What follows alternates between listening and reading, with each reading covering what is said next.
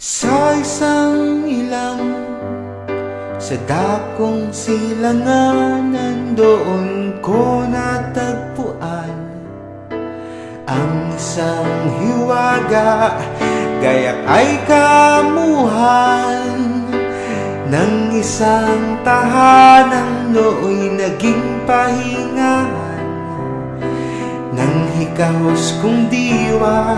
Sa wakas natagpuan na rin ang tahanan na matagal kong hiniling.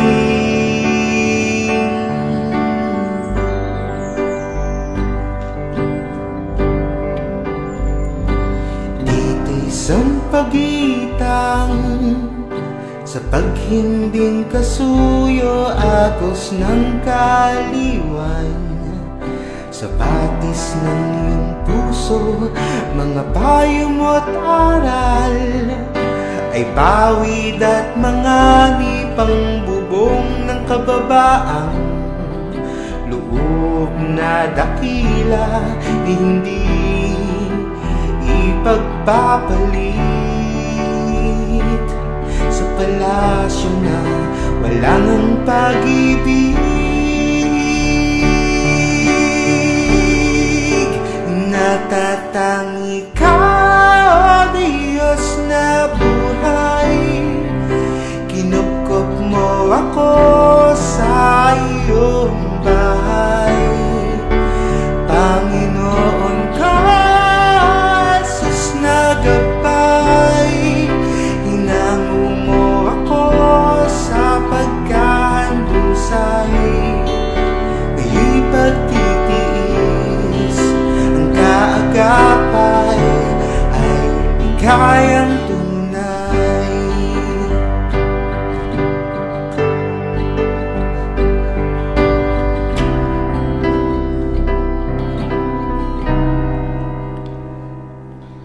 Sa mundong ito, may tawanan at pagtamis, minsan kang mapupuri, kadalasa'y malalait. Kung minsan sa ating buhay akala mo ay langit, ngunit sa pagising ay isa palang panaginip. Ikaw lang ang naging kapanatagan, nakamit sa iyong munting tahanan. Natatangi ka, O Diyos na buhay, kinupkop mo ako sa iyong bahay. Panginoon ka, Jesus na gabay, hinango mo ako sa pagkahandusay. Ngayon'y pagtitiis, ang naghihintay ay pagtatagumpay. Ang kapanatagan ay ang pagkaalam na ako'y lagi nasa iyong tabi. Diyos ko, Panginoon ko, natatangi ka, O Diyos na buhay, kinupkop mo ako sa iyong bahay. Panginoon ka, Jesus na gabay, hinango mo ako sa pagkahandusay. Sa iglesia ng Diyos na buhay, mabubuhay ako at mahihulay. Ngayon'y pagtitiis ay pasasalamat sa bigayang tunay.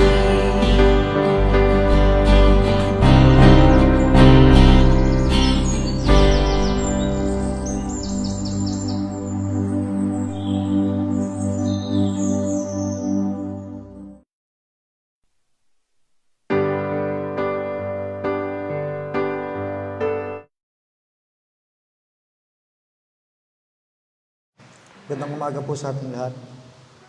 Para po sa ating unang kanta, At Hanggang Langit ng Makulay, page 171.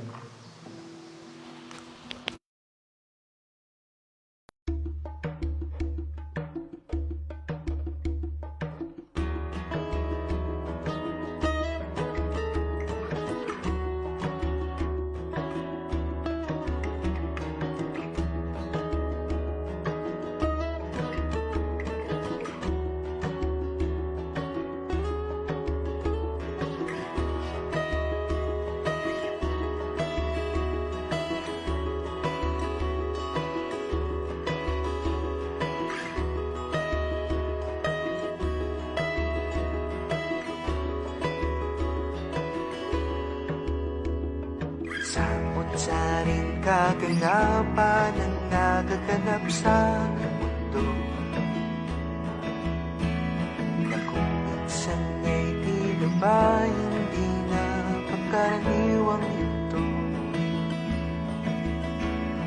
Pipilitin kang ibagsak hanggang di ka na makatayo. Ngunit taglay mo ang puso, maninga sa dugo. Natutunan mong ang ituring na halakhak kang lumbay.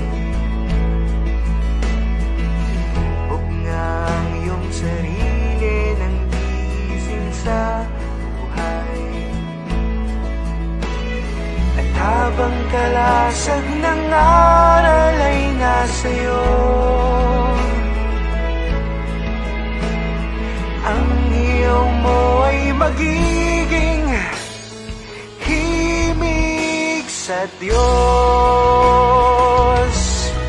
Magagalak sa lahat ng batahin sa buhay, at ituturing na langit ang luhang malumbay. Pagkat ang kabisig ko'y ikaw, O Kristong patnubay, at maghihintay hanggang langit ang magkulay.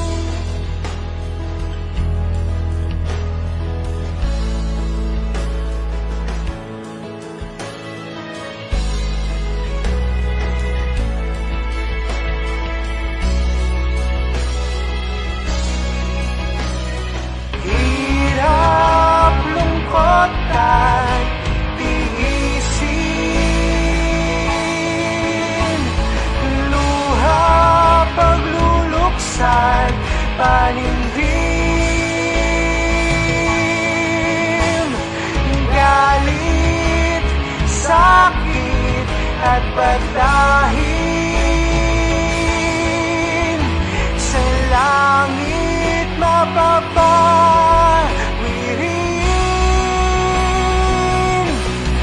Magagalak sa lahat ng batahin sa buhay, at ituturing na langit ang luhang malumbay. Masasabik na makita ka sa langit ng buhay, at habang di pa sa lupa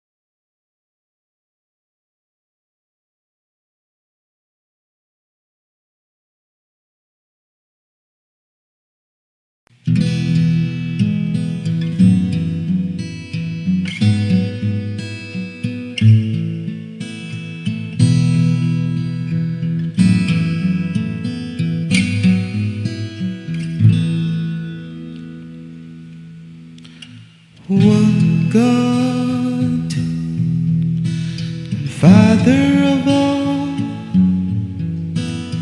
who is over all and in all. To whom would you liken me, and make me equal and come to me?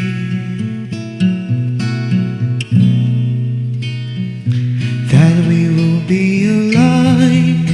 Remember the former things, learn past, for I'm God and there is no other. I am God and there is no one like me. For thou art great and wondrous things, thou art God alone.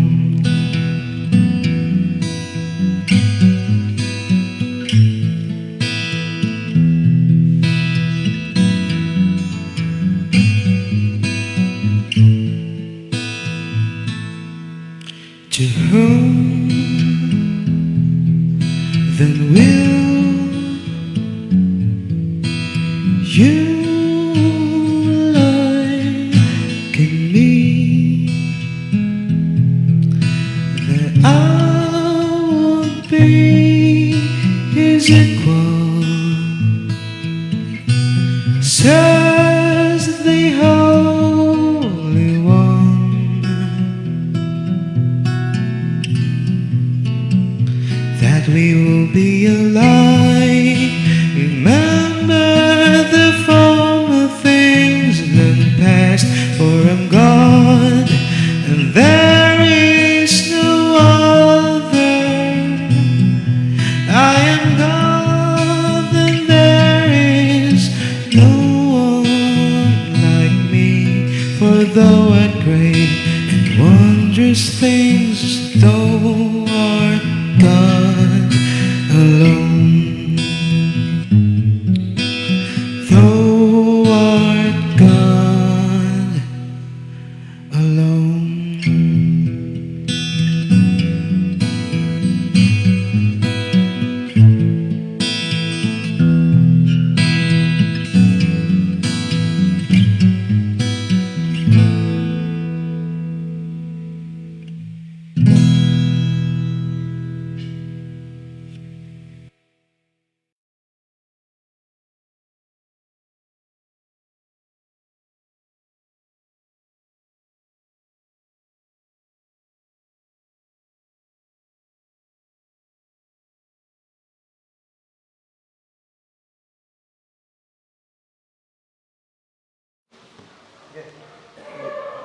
Magsitindig po tayo mga kapatid at samahan niyo po ako sa ating pananalangin at pagpapasalamat sa ating Panginoon. Mula sa mga kapatid sa lahat ng dako na kanilang kinaroroonan, damhin natin ang presensya ng ating Panginoon.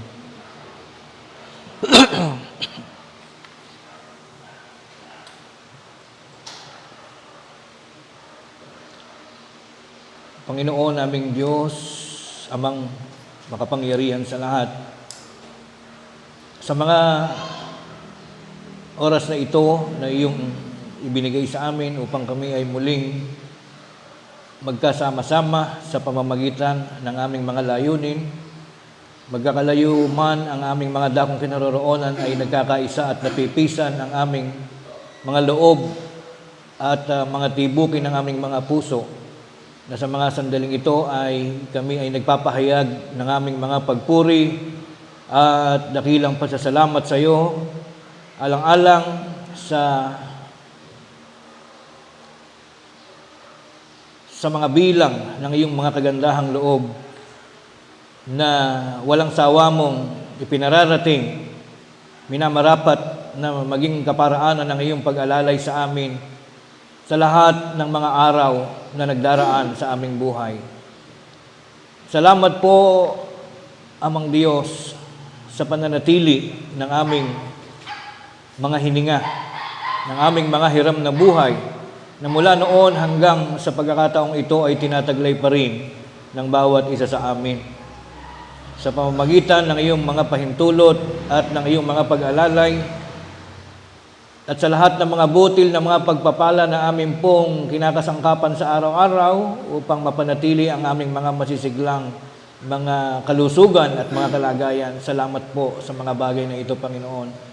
Salamat sa mga ligtas at masisiglang mga sandali ng aming buhay, na sa bawat araw na lumilipas ay iyo pong ipinananagumpay ang lahat ng iyong mga sinisikap na mga gawain upang mailayo kami sa lahat ng mga panganib at mga bagay na makapagdudulot lamang ng mga kalungkutan at ng mga kapariwaraan ng aming mga buhay.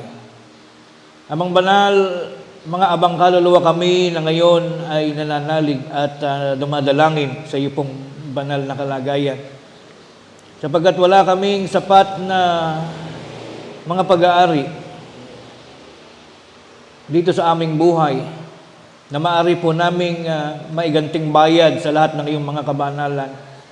Sa napakaraming pagkakataong itinuturing naming aming mga dakilang pagkakautang sa iyo, hindi ka namin kayang bayaran kung ito ay susukatin sa pamamagitan ng aming mga pag-aari, sapagkat wala kaming mga tunay na pag-aari sa buhay na ito.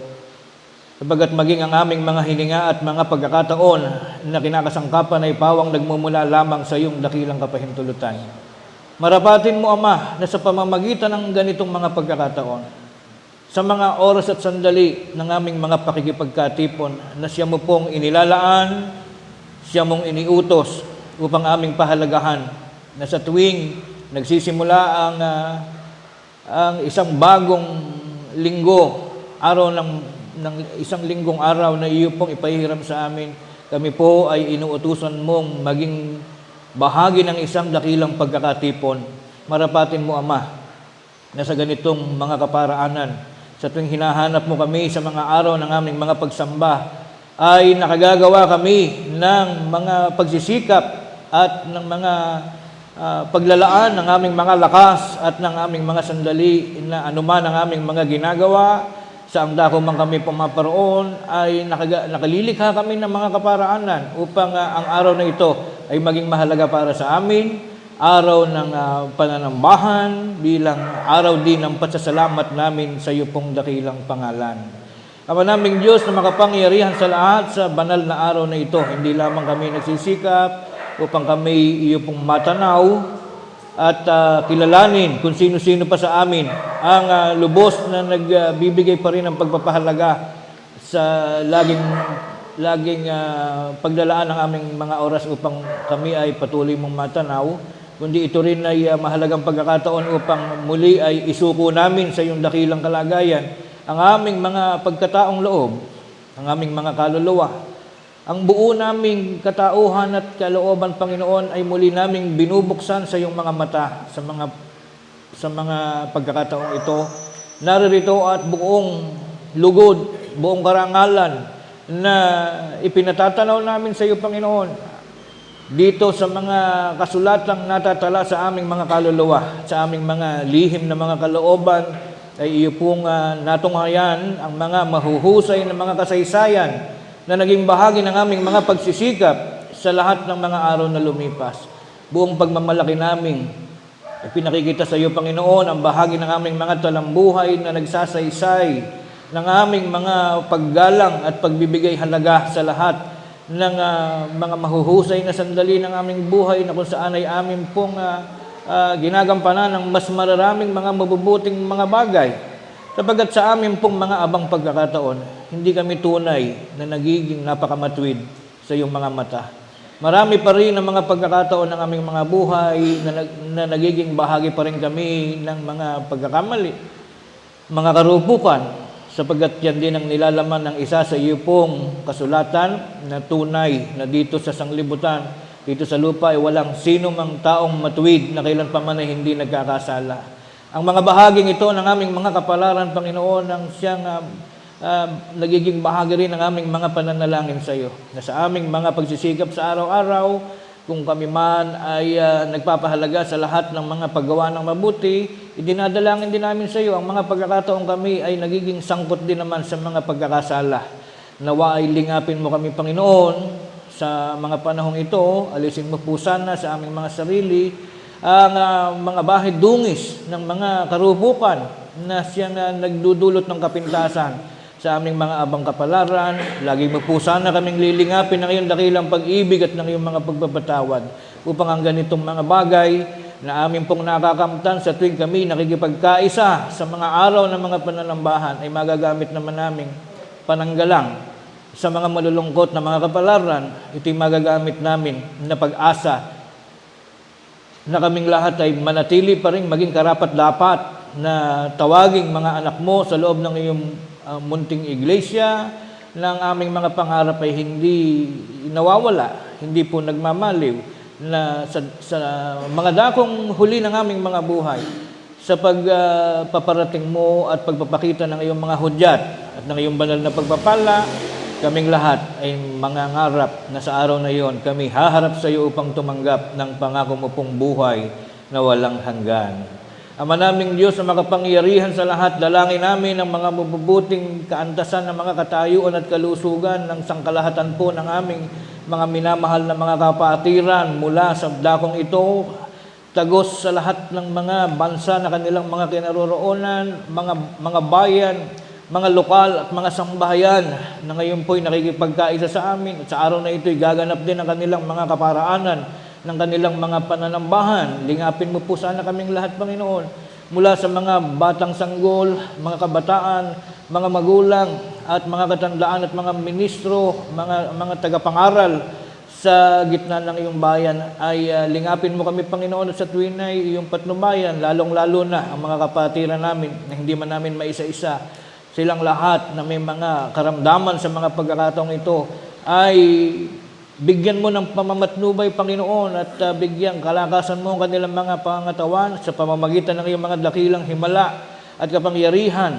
Ay ganapin mo nawa, Panginoon, ang kagamutan sa kanilang mga tinataglay na mga karamdaman upang ang ganitong mga biyaya tanggapin ng bawat isa sa amin, hindi lamang magamit sa pagsisikap, pagpapaunlad pa rin ng aming mga material na buhay, kundi lalong higit ay sa mga bagay na lalo pa rin ikasisigla, ikatitingkad ng mga kalagayan ng aming mga pananampalataya. Panginoon naming Diyos, amang makapangyarihan sa lahat ng ito at mga bagay na hindi na namin kailangan pang isa-isahin sapagkat kami tunay na naniniwala at bahagi ng aming mga pananampalataya na maraming mga bagay ang hindi man namin hilingin sa iyo, iyo pong ipagkakaloob sa amin sapagkat ikaw ang tunay na nakakaalam ng aming mga kalagayan at mga katayuan sa buhay naming tinataglay. Ang lahat ng mga bagay na iyo pong ipagkakaloob, ngayon pa lamang ay pinasasalamatan na namin sapagkat amin po itong hinihiling sa pangalan ng aming tagapagligtas na si Kristo Jesus. Amen.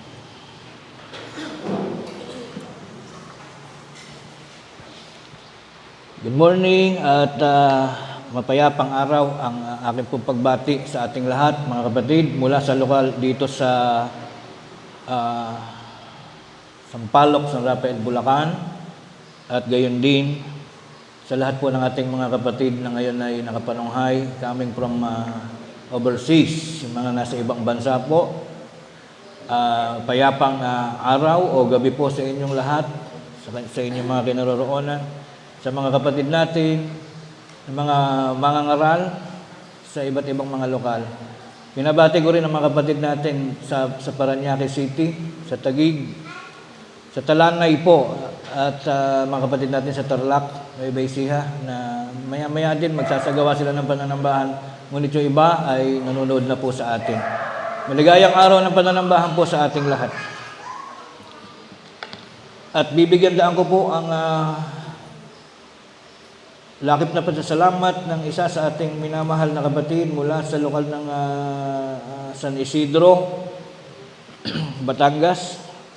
Ang kanya pong message, nagpapasalamat po kami sa dakilang Diyos dahilan sa pagsapit ng ika-23 taong anniversary ng kasal.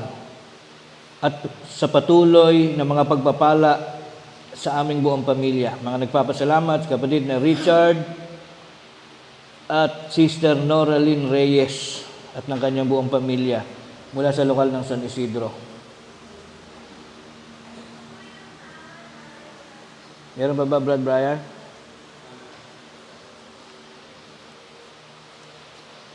May nanonood po sa atin sa lokal ng San Pedro. Bumabati po tayo ng maligayang araw ng pananambahan. So ngayon po mga kapatid, dadako na tayo sa ating pag-aaral matapos tayong makapaghandog sa Diyos ng ating mga awit at ng ating panalangin. Pupunta tayo sa pangatlong baitang ng ating gawain sa umagang ito. Ang pag-aaral po ng inihanda nating mga paksa o mga mahalagang issue, mga napapanahong usapin. At sa pagkakataong ito, ang gumawa po ng ating paksa, si kapatid na Reynante Santiago, ang ating administrative minister. Ang pamagat ay hango sa talata sa unang Pedro 1:16. Basahin nga muna natin, Brad. Meron ka bang ano?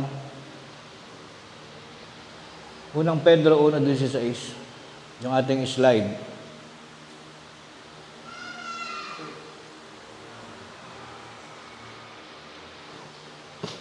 Sa bandang huli.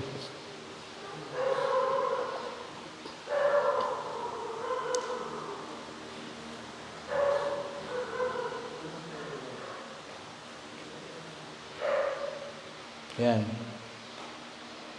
Unang Pedro 1:16. Diyan po nanggaling yung ating pamagat. Sabi po dito, sapagkat nasusulat, kayo'y mangagpakabanal, sapagkat ako'y banal. Ano yung pamagat? Balik ka sa topic.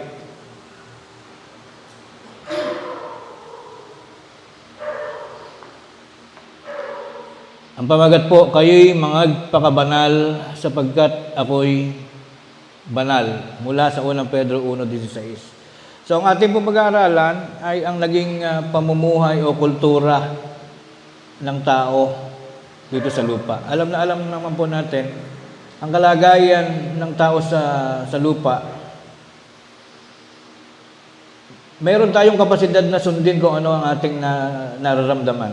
Ang ibig ko po sabihin, malaya na mabuhay ang tao sa mundo.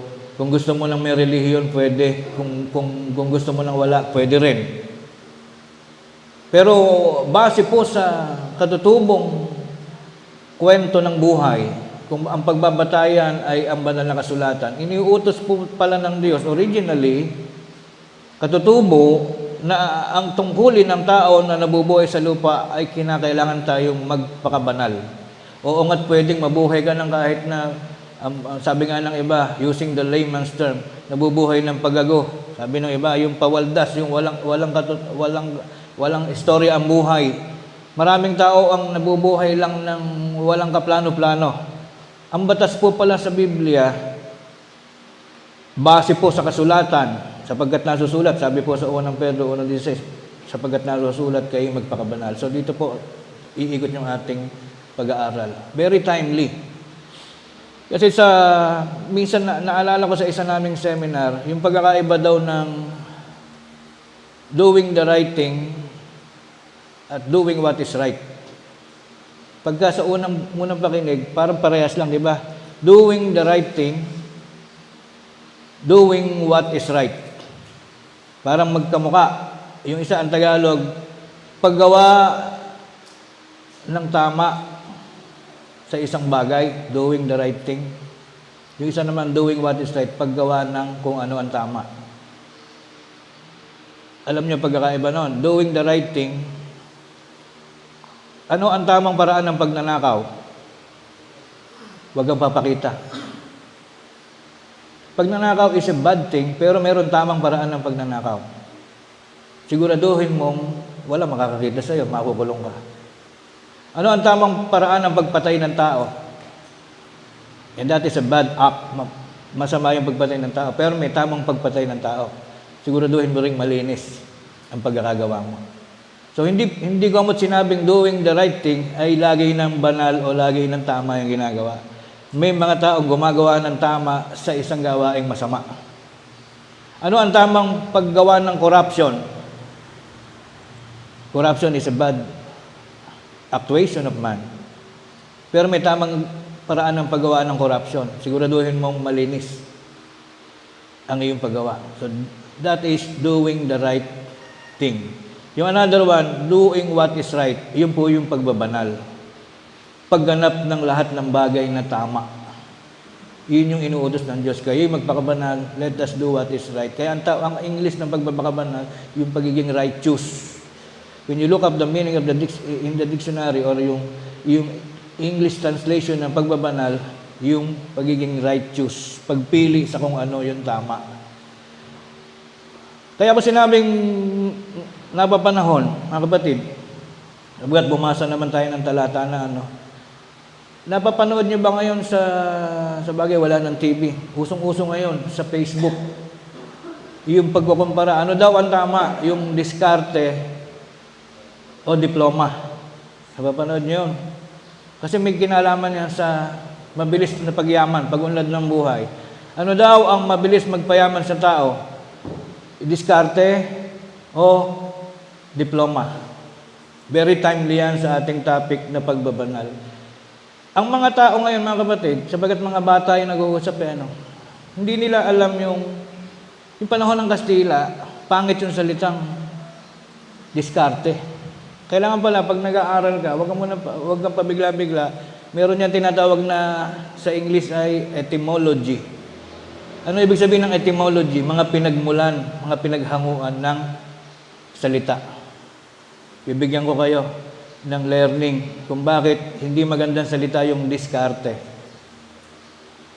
Sa English, lahat ng bagay na may dis, puro pumapangit, puro negative, di ba? Naka-align. Align, maayos. Disalign, hindi maayos. Di ba? Ano pa ba? Approve. Okay. Disapprove, palpak, di ba? Kailan man at nilagyan mo ng dis, yung disappointment, ayan, kalungkutan, di ba? When we say, pag walang dis, yung appoint, you are appointing yourself into a surprise, into a happy moment. Pag sinabing disappoint, nalungkot ka nun, nalungkot. Kailan man ang salita ay nilagyan mo ng dislocate, yung buto, pagka nakalocate, okay. Pag dislocate, nabali. Ayan. Ngayon, ano po, Brother Will, ang patutunguhan ng ating pinag-uusapan? Noong panahon ng lumang-lumang panahon, kaya galit na galit daw mga Kastila sa mga Pilipino, hindi marunong sumunod sa utos.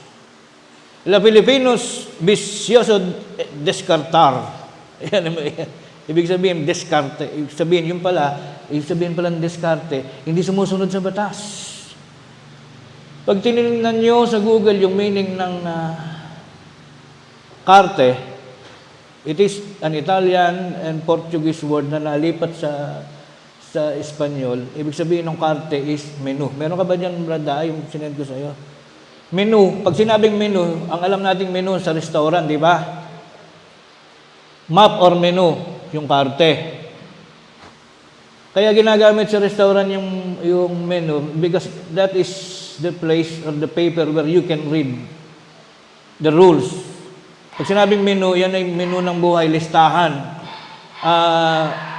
folder ng mga batas. Kasi noong unang panahon, kung ano yung kalatas ng hari, batas, ano mang pinasusunod ng hari, sinusulat yan.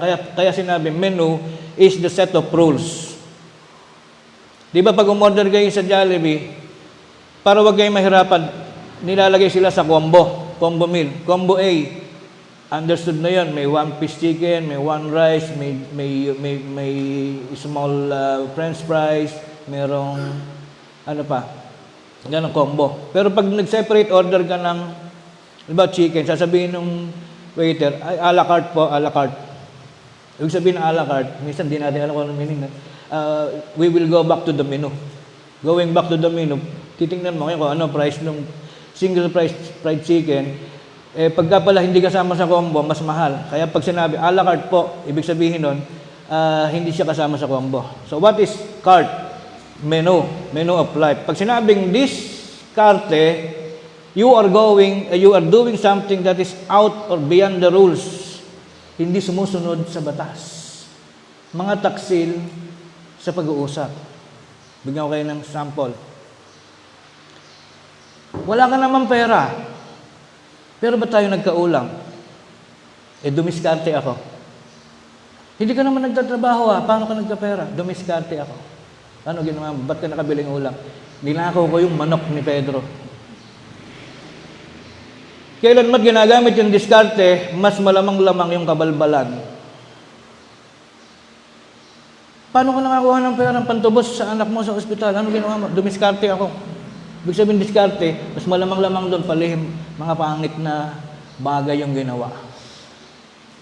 Ba't ang dami ng tinda mong paminta? Konti lang naman yan kanina, isang baso. Diniskartehan ko. Ano ginawa mo? Hinaluan ko ng buto ng papaya. See? Diskarte means doing things out of the rules. Diskarte, kaya galit ang mga Kastil. Descartar, hanapin na naman yung meaning ng descartar. Meron pa isa yung isa pa yung katabi, hindi mo nilagay. Descartar is to move away. Ayan, binibigyan ko kayo ng mapag-iisipan. Ngayon, yung topic ngayon, maiksi lang kasi yung paksa, 6 na talata, kaya dinadagdagan ko. Yung sinasabi, mamimili ka, diskarte o diploma? Magkaibang bagay yun. Parang pinaghambing mo yung bundok at pagmamahal. Very unrelated. Hindi mo pwedeng pagkumparahin yung bundok at saka pagmamahal. When you say diploma o diskarte, yung diploma ay katunayan ng isang pinag-aralan. Diploma. Piloto, kaya ka pinapayagang magpalipad ng eroplano because you have a diploma on riding a plane. Pero I have a friend, meron akong kaibigan na kaya niya magpalipad ng eroplano at helicopter pero hindi siya piloto. That is only out of experience. Pero pag sinabi mong dadaigin mo ba yung piloto dahil marunong ka magpalipad, pag nagawa mong mamasada ng eroplano from Philippines to Dubai na wala kang diploma, saka mo sabihin mas magaling yung hindi diskarte tawag doon sa kaalaman. Ang tawag doon ay, ito po yung pagkakaiba, Siya rin lang tayo nag-uusap-usap, dagdag kwento. Gusto ko yung marami kayo natututunan. Ang tawag sa kakayanan ay ability. Abilidad. When the things are good, when you are doing things that are good, tinatawag na maabilidad ka. Mas tama bang sabihin yung abilidad kaysa sa diskarte? Kasi pag madiskarte ka, puro kabalbalan yung pinaggagawa mo. Nakakwentuhan ko nga yung dati ko pong manager sa pinagtatrabahuhan ko sa Dragon Fireworks minsan, si Mr. Ong, sabi niya, nung nagpunta ako sa China, nakakatuwa yung mga Pilipino, ang diskarte. Bakit po? Yun daw ATM, tinatalian, sinusuot doon sa ATM, basta something like that, hinuhugot. Di ba ngayon yung mga video okay na hindi hulog na 5 piso? Kaya nasisira. Ang ginagawa ng mga Pilipino, dinidiskartehan. Tinatalian yung 5 piso, hinuhulog, saka hinahatak ulit. Ang tawag doon, diskarte. Doing things out of the rules. Ang tamang batas ay hulugan mo ng matino. Yun. Pero pag diskarte, mali ang ginagawa mo. Ano po tawag doon sa hindi ka naman gumraduate, pero maalam ka? Ang tawag doon ay ability. Hindi masama yun. May abilidad kang magpalipad ng aeroplano, pero wala kang diploma. That is good. Pero hindi mo malalampasan talaga yung may diploma. Yung magaling mag-accounting, magaling magtuos, that is ability. Hindi yan diskarte. That is ability, pero hindi mo kayang talunin sa capacity at sa ibig sabihin, yung pagkatao, yung isang graduate talaga ng accountant. Never dapat pinag-kumpara yun So yung kaya lang naman pinag-uusapan yan, mga kapatid, ay kung ano ang mabilis yumaman, diskarte o diploma. Definitely, I am going to say, mas mabilis yung diskarte. Bakit? Puro pagnanakaw lang naman gagawin mo dun So may natutuhan kayo, hindi tamang salita, hindi dapat mahalin yung salitang diskarte, sapagkat yan ay balbal na salita. May mga bagay na hindi mo dapat pagkumparahin. Diba si Boy Abunda, napapakinggan nyo minsan, pinamimili. Sex or chocolates? Pag kaming mga lalaki tinanong, automatic alam na may sagot. Siyempre, chocolate. Chocolates. Parehas. Ibig sabihin, ba't kailangan tanongin pa? Siyempre, chocolate kami. Pag sumobra lang, mali. Okay. Pwede na tayo magsimula. Ganun pala, yung diskarte, mali pala yun. Yun po talaga, that is not a joke. Yan yung etymology o yung pinagmumulan ng mga salitang mga Pilipino. Kaya hindi basta-basta nanggigigil sa mga sinasabi. Walang wisdom yung mga bata lang nag-uusap. Kailangan magtatanong kayo sa matatanda. Okay. Bakit nasimulan yung pag-uusap ng biblical? The Bible is the menu of life. Let us go back to topic Yung Bible, ang tawag dyan ay karte o menu. Batas yan ng Diyos. According sa batas ng Diyos, tayo pala inuutosang magpakabanal.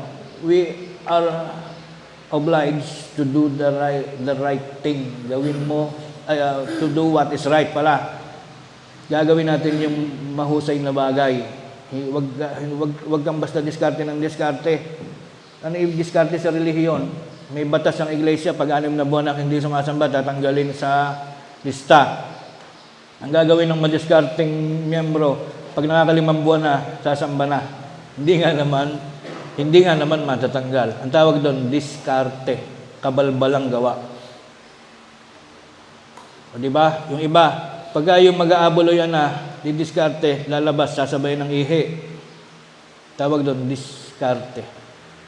May mga ganun ba? Wala naman siguro sinasampo lang po natin. Ngayon, talking about the things that are right, paggawa ng kabanalan. Kailan to nagsimula? Kailan pa ba?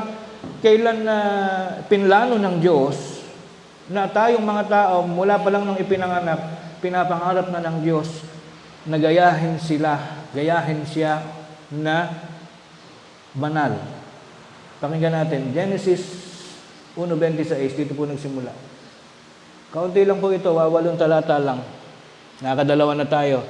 At sinabi ng Diyos, dalangin natin ang tao sa ating larawan ayon sa ating wangis at magkaroon sila ng kapangyarihan sa mga isda sa dagat at sa mga ibon sa impapawid at sa mga hayop at sa buong lupa at sa bawat umuusad na nagsisiusad sa ibabaw ng lupa. Ano yung dito?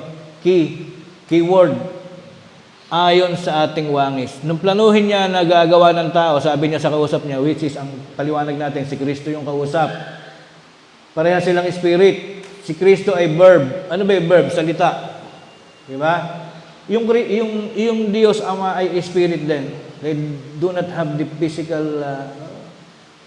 body.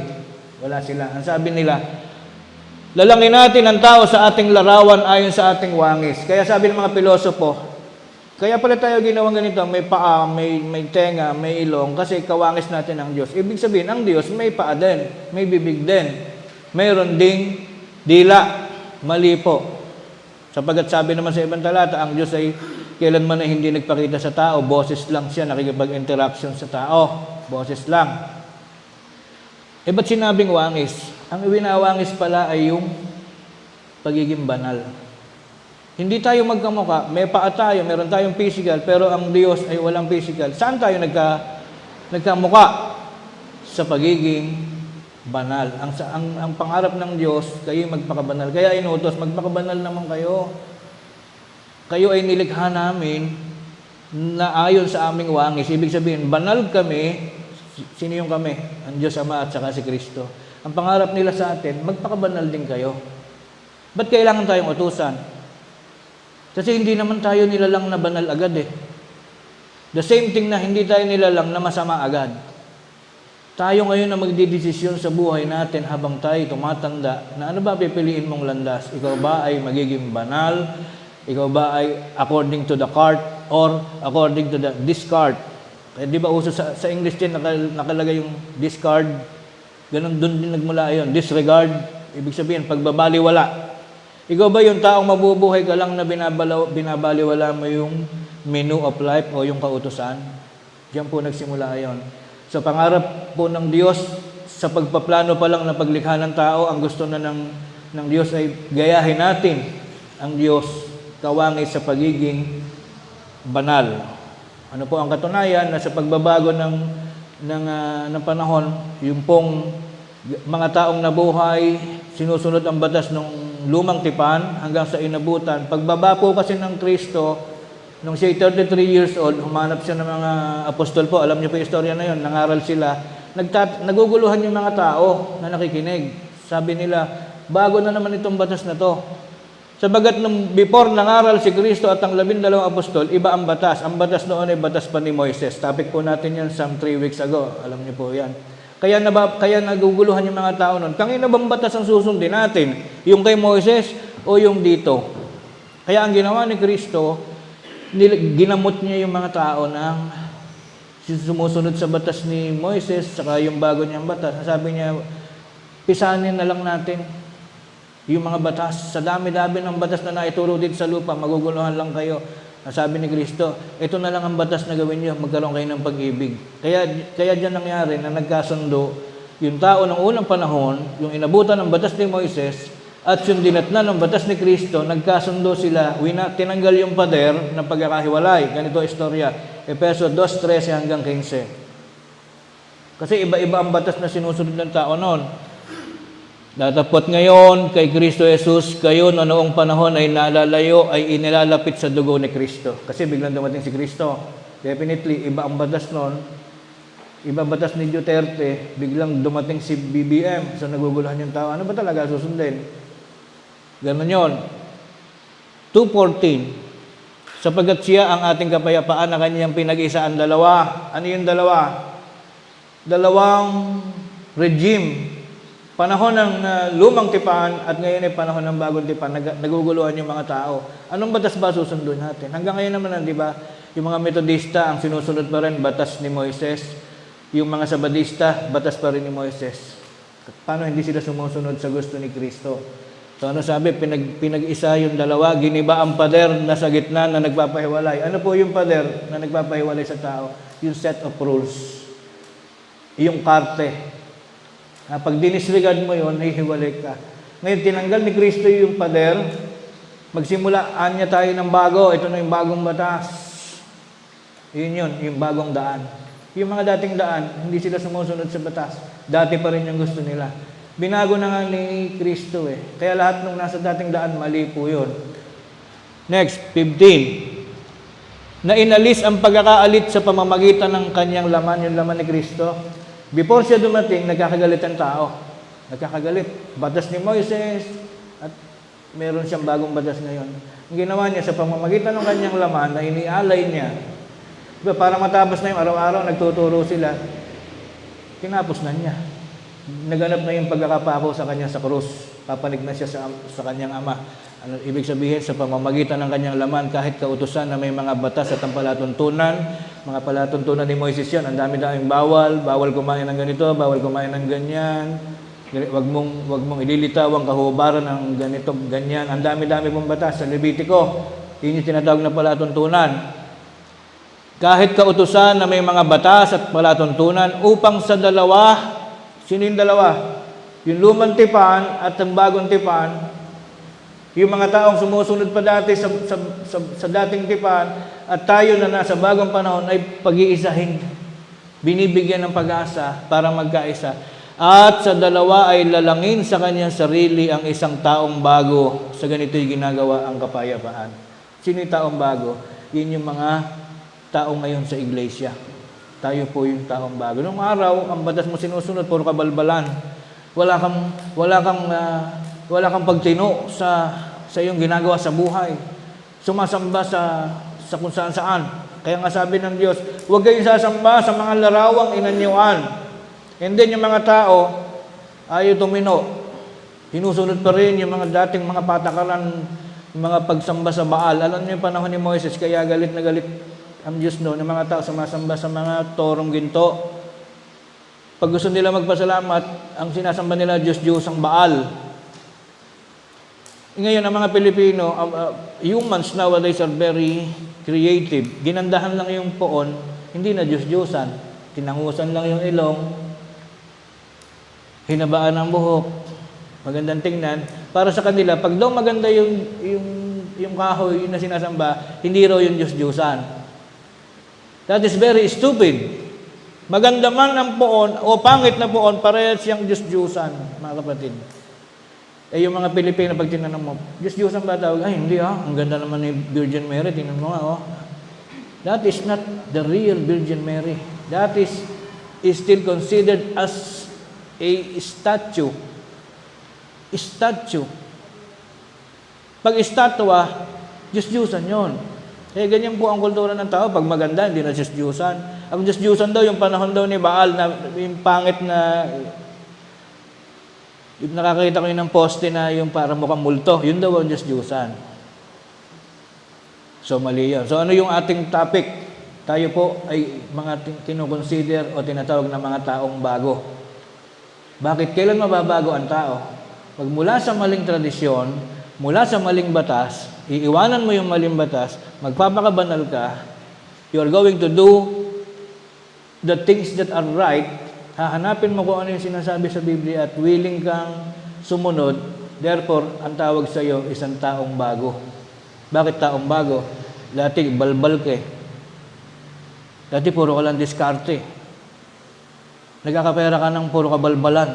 Tapos, ikukumpara mo na, mas mabilis yumaman sa diskarte. Siyempre naman, manluloko ka ng tao, networking.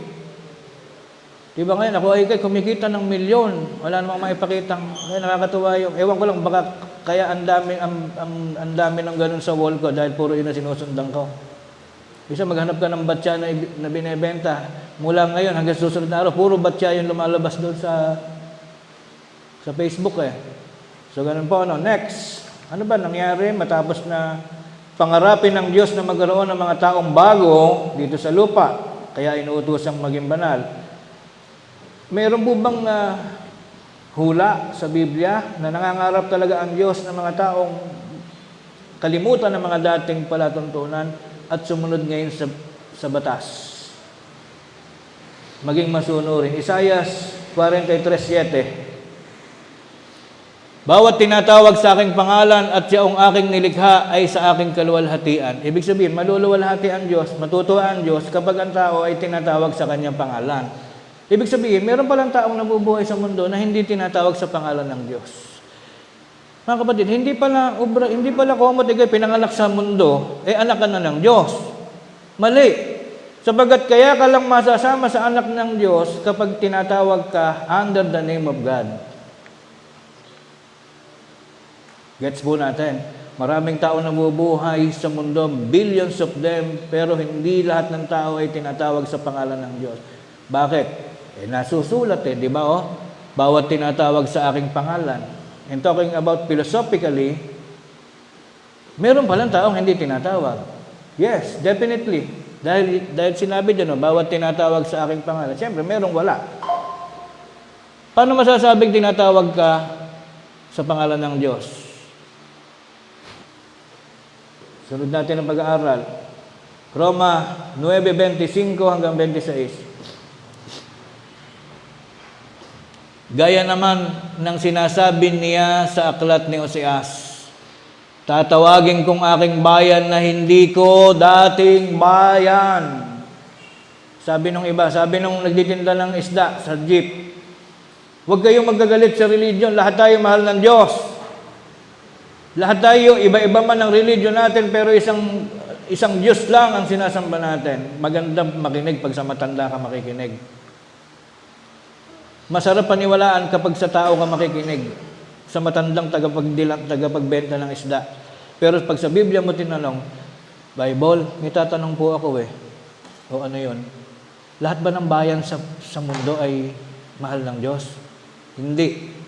Bakit? May dati siyang hindi bayan. Meron siyang kinukonsider na bayan. May mga taong nabubuhay sa gawi-gawi ron, sa gawi-gawi dyan, sa gawi-gawi doon. Nabubuhay lang sila pero hindi sila kinukonsider ng Diyos na anak sila. Diba sabi sa Biblia, kapag nagpapaulan ng Diyos, binabasa niya ang bukid ng masama, at the same time, binabasa din niya ang bukid ng mabuti. Ibig sabihin, nadadamay lang, naaambunan lang yung bukid ng masama, kaya nabubuhay, nakakakain sila. Kahit masama kang tao sa mundo, mabubuhay ka. Pero it doesn't mean na bayan ka o anak ka ng Diyos. Mayroong mga taong nabubuhay mula sa pagkabata hanggang sa tumandat na matay, hindi kailanman itinuring ng Diyos na siya'y bahagi ng bayan. Kaya napakabuting kapalaran mga kapatid, yung kahit mahirap ka lang, hindi tayo dumidiskarte, kundi tayo ay laging always on doing what is the right thing. Kung ano yung nakasulat sa menu, sundin mo yan. Hindi tayo nag-discard o diskarte. Sundin mo kung ano yung sinasabi sa batas. Ano sabi dito? Tatawagin kong aking bayan ang hindi ko dating bayan, iniibig na hindi dating iniibig. Tanong, totoo ba na ang Diyos merong hindi iniibig na tao? Totoo. Nakasulat hindi ko dating iniibig, kung ikaw ay patarantado nung araw, pabalbal ka at pagago ang iyong naging buhay. Basta ikaw ay nagbanal, sumunod ka sa batas, sumunod ka sa palatuntunan ng Diyos, hindi ka didiskarte, lagi kang nasa karte, nandun ka lagi sa ilustrasyon o sa direksyon na iniutos ng Diyos, iibigin ka ng Diyos. So that is the rule. That is part of the set of rule. Mamahalin ka lang ng Diyos pag sumunod ka sa utos. Therefore, pag hindi ka sumusunod sa utos, huwag kang mangarap na mamahalin ka ng Diyos. Hindi totoong lahat ng taong nabubuhay ay mahal ng Diyos. What is the proof? Sabi doon, iniibig at iniibig, hindi dating iniibig. At mangyayari na sa dakong pinagsabihan sa kanila, kayo'y hindi ko bayan, ay diyan sila tatawaging mga anak ng Diyos na buhay. And that will be the biggest accomplishment in your life. That will be our diploma. Kaya mahalaga yung diploma. Katitikan, kasulatan, talaan. Ano yung diploma ng buhay ng mga lingkod ng Diyos? Yung tawagin ka sa pangalan na may tatak na anak ng Diyos na buhay. Samantalang yung ibang tao, pinagtatawanan tayo. Ang haba-haba ng pangalan nila, Iglesia ng Diyos. Manong Iglesia ng Diyos na lang. Ba't nilagyan pa niya ng buhay? Nilagyan pa ng haligit suhay ng katotohanan. Ba't ba mas marunong pa tayo sa Biblia, di ba? Ipinanganak tayo sa mundo kung ano nakasulat sa Biblia, sundin mo. That is the rule. Doing the things that are right. Yan po yung pagbabanal. Huwag tayo marunong pa sa yung tinatawag na diskarte. Yan ang pinaka-meaningful and very important idea na natutuhan natin ngayon. Yung diskarte at pagsunod sa batas. Next, tatawaging anak ng Diyos na buhay. Paano natin ngayon masasabing tayo mapalad? Tayo ba ang iglesyang nagbabanal? Basahin natin. 1 Korinto 1:1 hanggang 2. Batas ang magpakabanal, batas ang sumunod sa kautusan, bawal ang diskarte.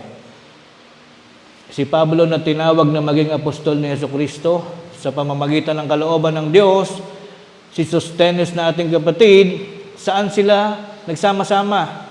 Who is Pablo? Part of the ministers. Si Pablo ay naging pastor, apostol, mangangaral, kasama sino? Kasama ni Kristo. That is something that is very grateful, very great. Diba, makasama mo si Kristo, makasama mo si Pablo. Sino pa kasama doon? Kalooban ng Diyos, kakampi ng Diyos. Si Pablo kasama si Kristo, kakampi pa yung Diyos. Isang ka pa, sana all. Hindi lahat ng religion, mga kapatid, ay kasama si Kristo at kasama yung apostol, kasama pa yung Diyos. Meron nga sa Laguna, iglesia ng Satanista. Iglesia ni Rizal, meron po nun. Pero kung hahanap ka ng religion, pilitin mo, excuse me, nakasama mo yung apostol. Sino yung one of the well-known apostle? Sa ibang pronunciation, apostle.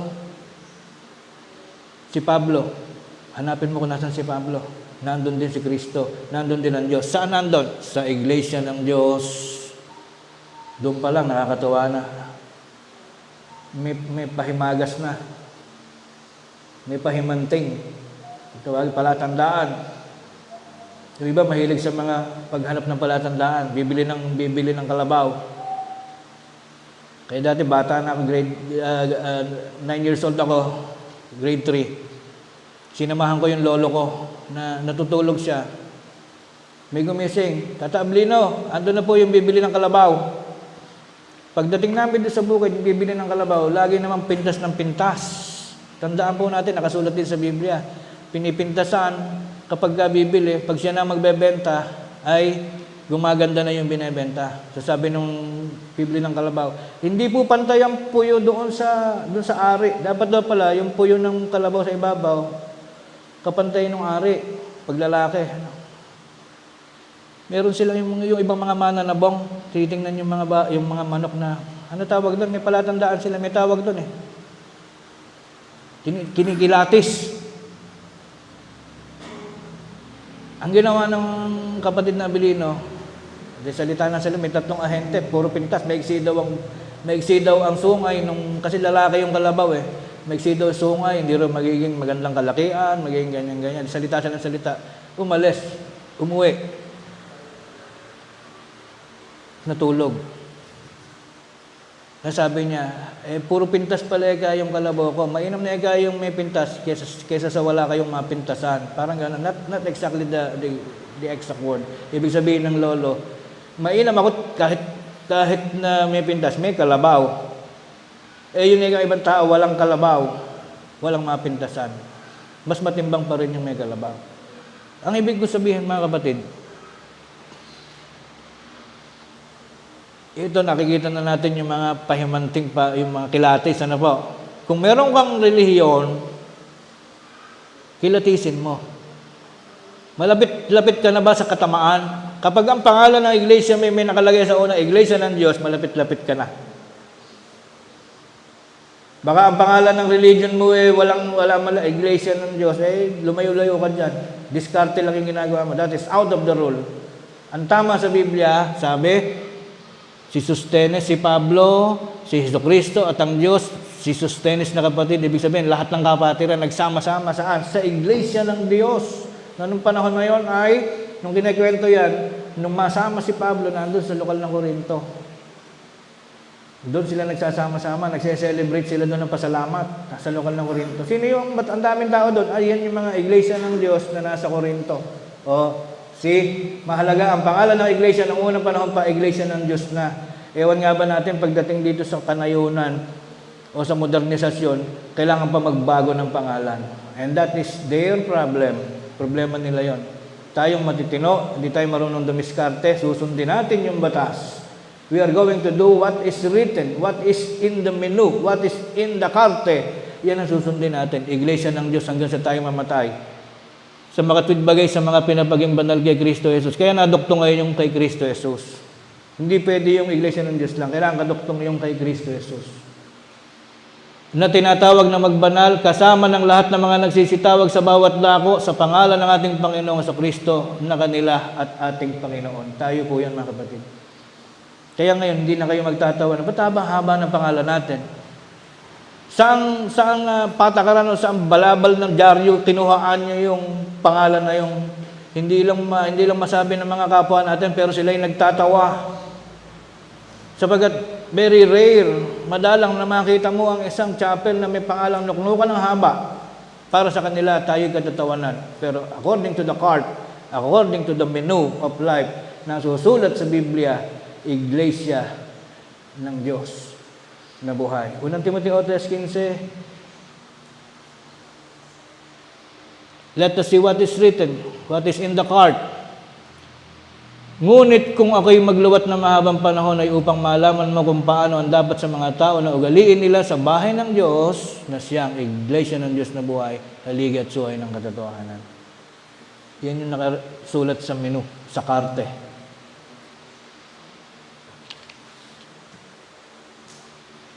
Kaya nga, maalala ko yung misis, galit na galit doon sa mister. May listahan kasi, may menu nang bibilin sa palengke. Siyempre, puro mahalaga lang yan pag nagpabili ang nanay, mantika, bawang, sibuyas. Tapos merong sa total na ano tong, ba't meron ditong ano? Vitamins ng panabong. Ang tawag doon, dumiskarte na naman si Mister. Out of the buying things, doing things that is not on the rules. Hindi ka naman pinabibili ng misis mo, pinabibili lang ng misis, sibuyas, bawang, mantika, bigas, sinamahan mo ng insenso. Ano ba insenso? Ginagamit siya ng mga nag-aalaga ng panabong. Sinisindihan niya para mawala daw yung mga kung ano-ano, mga ritual na masasama, espiritu. Minamalas daw sa sabungan. Sabi nung misis, kinastos mo na naman yung pera. Nakadiskarte ka na naman. Kaya yung diskarte na yan, kahit kailan yan, mula pa panahon ng Kastila hanggang sa panahon ngayon, pag nadinig yung salitang diskarte, puro kabalbalan. Kaya huwag tayong mahilig sa salitang diskarte, na kapatid. Kanina, Brad, diniskartehan mo kami, sabi mo alas 8. Alas 8:30 na, hindi pa nagsisimula. Hindi po diskarte tawag doon. Ang tawag doon ay pag-isip ng paraan para matama. Di ba sabihin mong, ano ba tamang paraan para, kasi mahilig tayo sa late, di ba? We are always under time, 30 minutes late. So sasabihin ko, alas 8 tayo, para pagdating yung 8:30, swak na swak. Pero hindi diskarte yun. Yun ay the fruit of life. Mabuting gawain yun. Hindi po yun diskarte. Yun ay tamang paraan. Pag-iisip ng paraan. Di ba sabi sa talata, kung ano man daw ang nararapat, kung anong makatarungan, kung anong kaaya-aya, ay gawin ninyo ito. O gawin daw, kung ano maisip mong maayos, na may karapatan, ay have the karapatan. So yun po ang istorya nun. Ngayon, sa huling kabanata natin pag-aaral,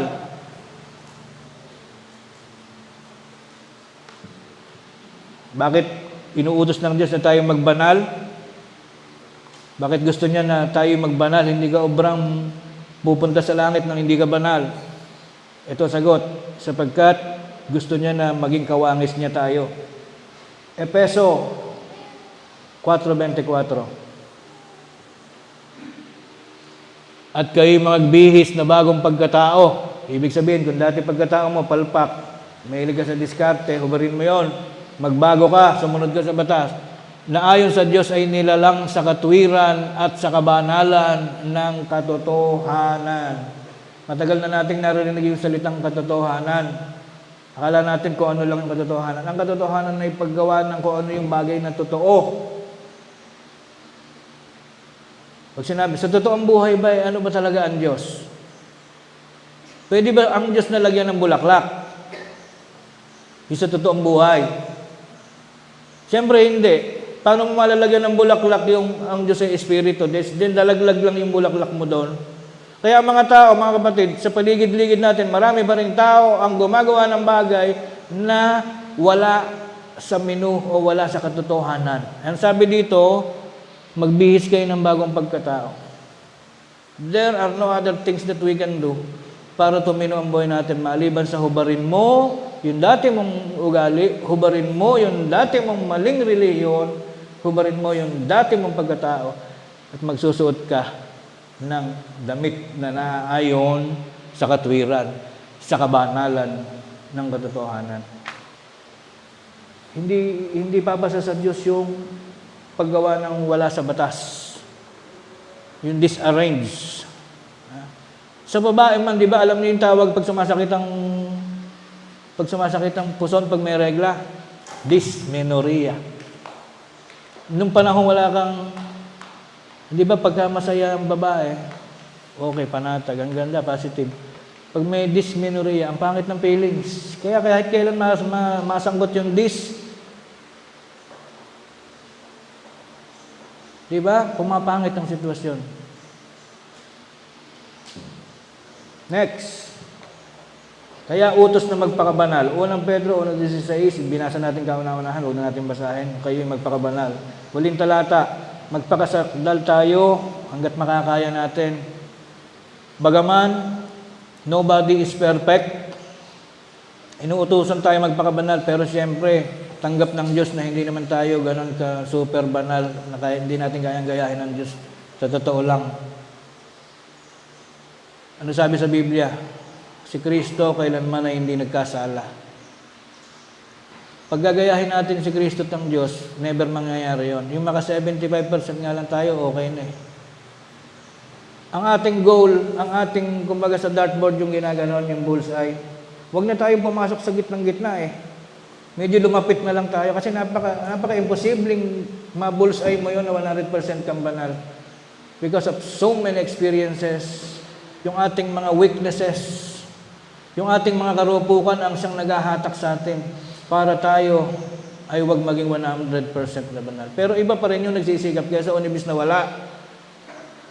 Yung mga kapatid na hindi na naalalang sumamba paglinggo, yung hindi na naalalang magpasalamat man lang sa Diyos sa tuwing tumatanggap, kahit wala kang tinatanggap na blessing, magpasalamat ka pa rin sa buhay mo.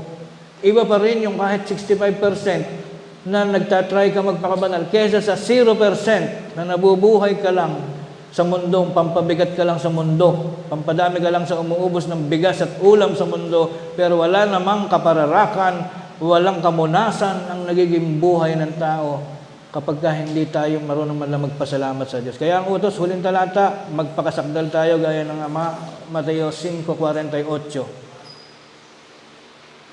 Kayo nga'y magpakasakdal na gaya ng inyong Ama sa kalangitan na sakdal. That is the rule.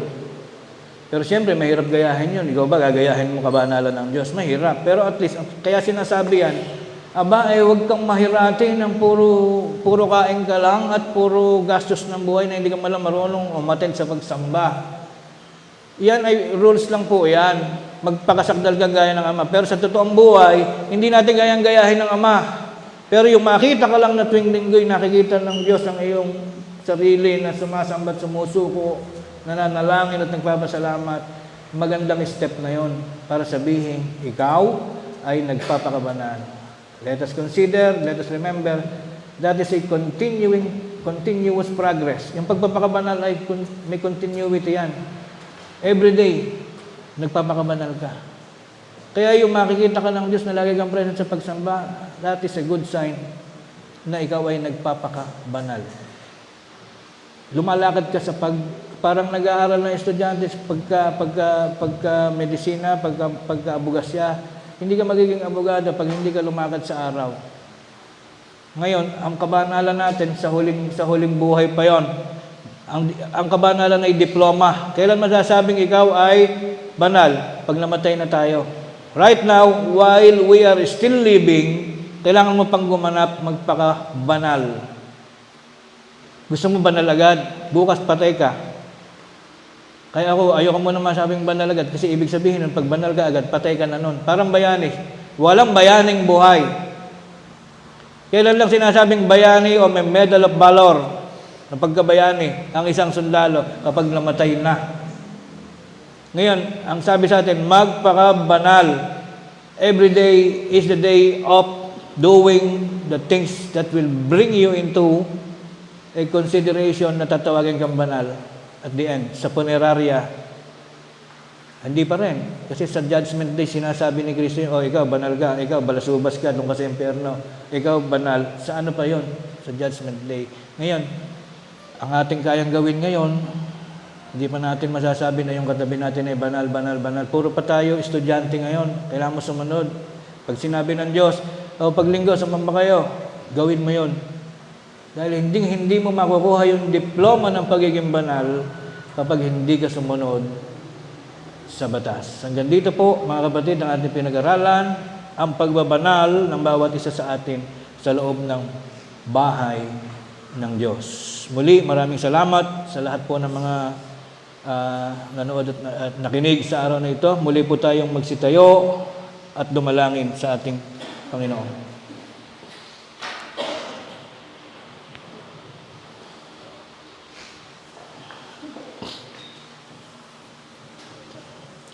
Panginoon naming Diyos, amang makapangyarihan sa lahat, marami pong salamat sa pagkakataong ito na muli mo kaming biniyayaan ng mga lakas at buhay upang amin din namang magampanan ang napakahalagang tungkulin po ng bawat isa sa amin habang kami nabubuhay.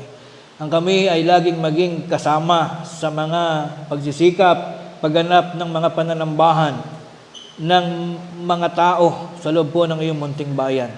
Salamat po sa pagkakataong ito na kami ay maluwalhati, nakapagsikap, makinig at mag-aral ng iyo pong mga mahuhusay na mga aral at mga pagbabalita na siya namang nagiging kasangkapan namin upang mas lalo pa naming mapagtibay at mapaunlad ang aming mga pamumuhay sa ilalim ng iyong pag-ibig at mga katarungan. Ngayon po ay nagtatapos kami sa aming mahalagang gampaning pananambahan at kami na may nahanda na muling bumalik sa aming mga iniwanang mga tahanan at mga gawain. Dala-dala po namin sa aming mga puso at pagpapahalaga na susulat sa aming mga kaluluwa ang mga mahuhusay na aral na aming nakilala at naunawa sa araw na ito at aming pong idaragdag upang maging kasangkapan namin sa lalo pa naming pagsisikap na sa iyo pong sa iyong pamamatnubay sa amin, pagliligtas sa amin, at paghahawa ng lahat ng mga balakid, mga hindi mabuting mga kaarawan, mga sakuna na nakapaligid sa aming buhay, ay magagawa naman namin na kami po ay magsikap na gumawa ng mga bagay na ikababanal ng aming mga sariling kalagayan. Ama naming Diyos na makapangyarihan sa lahat, naway makarating din gaya ng aming inaasahan, at iyo pong patnubayan ang mga kapatid naming naglalakip ng kanilang mga pasasalamat sa araw na ito dahil sa iyong pamamatnubay, sa mahaba nilang taon ng pagsasama ay umabot sa ika-23 taong anibersaryo ng kanilang pagsasama. Patnubayan mo sila, Panginoon. Ang mga kapatid naming sa unang bahagi ng aming pagtitipon ay binanggit po namin ang aming mga pangalan, ang kanilang mga pangalan. Patuloy po pong ipamatnubay ang mga masisiglang araw at mga taon ng buhay ng kanilang mga pagsasama. At hindi lamang mga taon, kundi mga kalakasan, mga kaganapan ng kanilang mga mabubuti ring mga pinapangarap sa buhay. Hindi lamang sila, Panginoon, kundi ang sangkalahatan po sa amin, ang mga kapatiran sa ang dako mang kami ng iyong bayan, naroroon ay umaasa kaming iyo ring ipamamatnubay sa amin ang lahat ng mga mahuhusay na biyaya na amin pong inaasahan. Hindi man namin banggitin ng kung alin at kung ano-ano ang mga bagay na ito, ay lubos mo pong nakikilala, Panginoon, kung sino-sino kami at kung alin-alin lamang ang mga bagay na dapat naming tanggapin upang siyang ikapagkaroon ng kapanatagan at kagalakan at kaganapan ang lahat ng mga mahuhusay na pangyayari sa aming mga buhay. Ang sa amin po ay mga paghiling at pagpapasalamat lamang sa lahat ng mga bagay na aming tinatanggap, unang-una ng aming mga buhay at kalakasan. At ang lahat naman ng mga bagay na ito ay aming hinihiling, pinasasalamatan sa tanging pangalan at karapatan ng aming tagapagligtas na si Kristo Jesus. Amen. Sa dako po na kinaroroonan ng mga kapatid na nagpasalamat sa lokal na San Isidro, Sis Noraline at Richard Reyes, kayo po ay tumindig at tanggapin ang basbas ng pagpapala ng Diyos sa pamamagitan ng kanyang kinakasangkapang mga ngaral.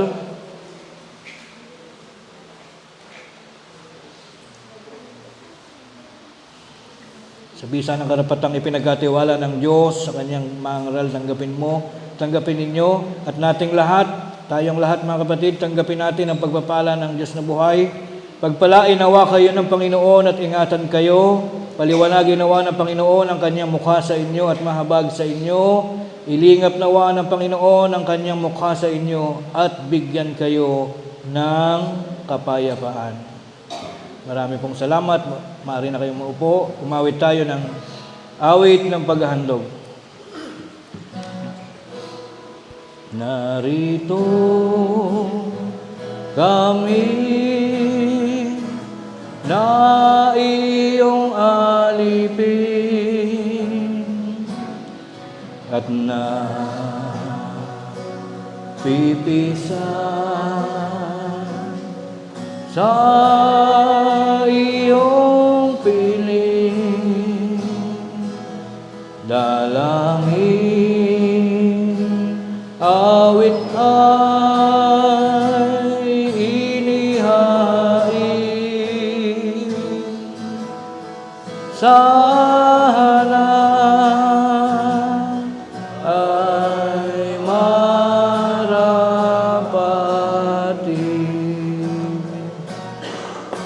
banal na handog,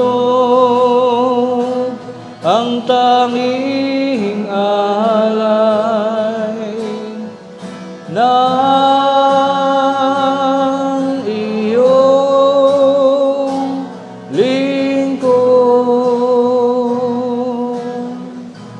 ay bendisyonan na kakayanan kaloob.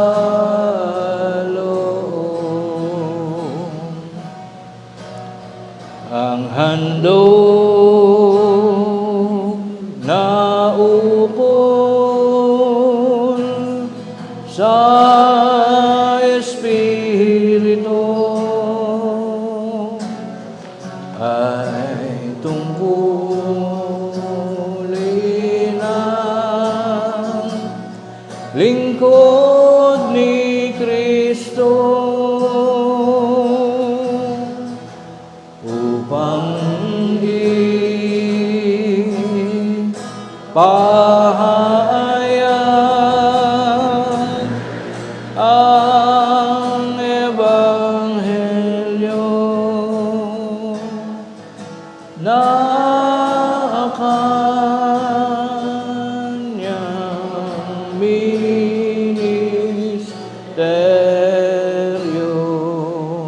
Muli po tayong magsitindig, mga kapatid.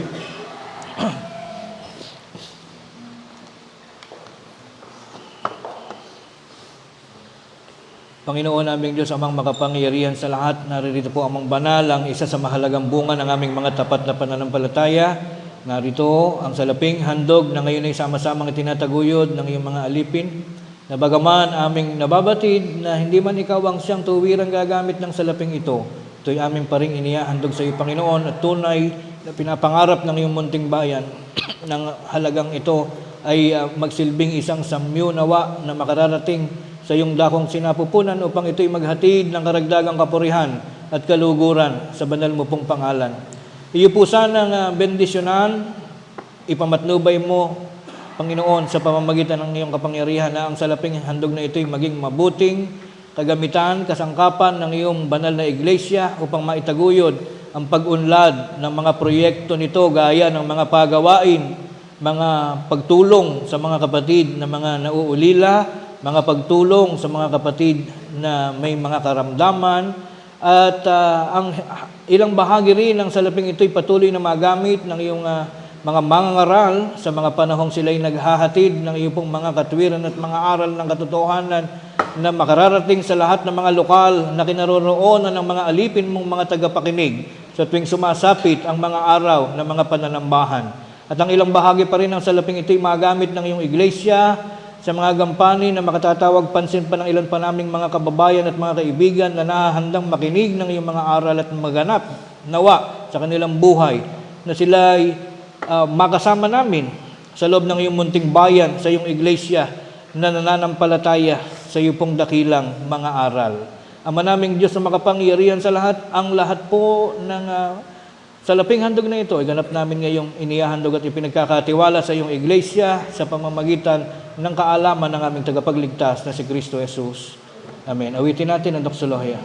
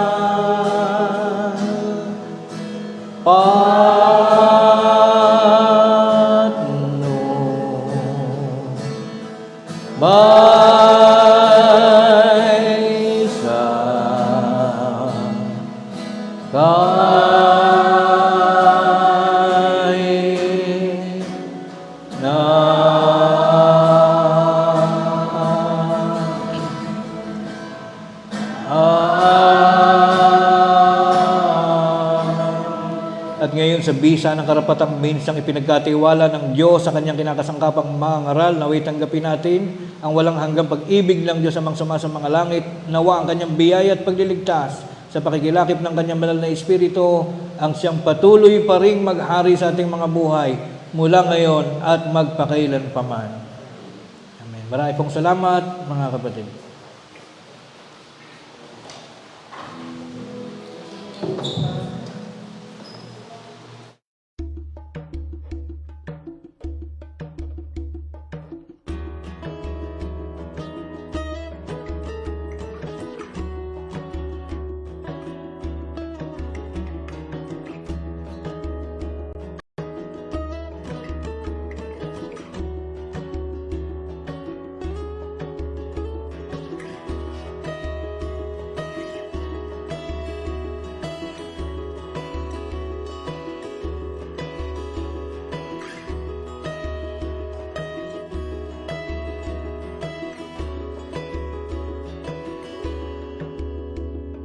Samot-saring kaganapan ang nagaganap sa mundo, na kung minsan ay tila ba hindi na pagkaraniwang ito. Pipilitin kang ibagsak hanggang di ka na makatayo, ngunit taglay mo ang puso maninga sa dugo. Natutunan mong ang ituring na halakhak kang lumbay. Hinubog nga ang iyong sarili ng ising sa buhay. At habang kalasag ng aral ay nasa'yo, ang iyong mo ay magiging himig sa Diyos. Magagalak sa lahat ng batahin sa